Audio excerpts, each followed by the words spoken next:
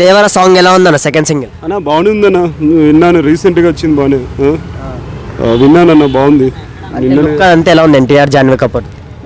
NTR classical సాంగ్గా బాగుంది. ఆ style moment కానీ, ఆ వేసుకున్న చొక్కా కానీ, ఆ స్టైల్గా నడుచుకుంటూ రావడము, ఒక బృందావనం సినిమాలో మన సమంతతో నటించినట్టు బాగుంది సినిమా. ఒక మన అంతెందుకండి జనతా గ్యారేజ్లో ఒక పాట ఉంది చూడండి, సింపుల్ పాట, బాగా క్లాస్గా బాగుందండి. దేవరా సాంగ్ సెకండ్ సాంగ్ బాగుంది. అంతే బ్యాక్గ్రౌండ్ అంతే సెటప్ అంతే ఎలా ఉందండి? బ్యాక్గ్రౌండ్ విఎఫ్ఎక్స్లో పెట్టాడు కదండి, క్లాసికల్గా బాగా, ఆ గ్రీనరీ ఎక్సలెంట్గా ఉంది. అనిరుద్ మ్యూజిక్ ఎలా ఉంది? Super.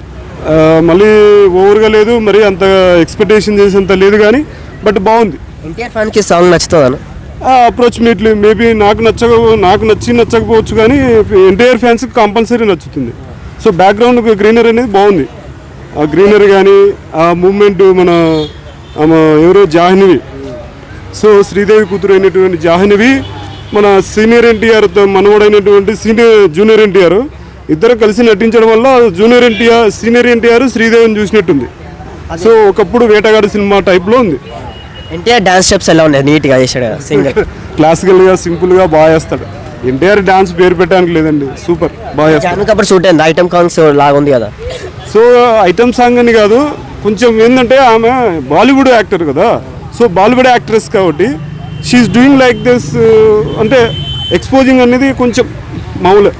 Bollywood classic song set అవుతుందా లేకపోతే మా సాంగ్కి ఇట్లా ఐటమ్ సాంగ్ సెట్ అవుతుందా జాన్వీ కపూర్?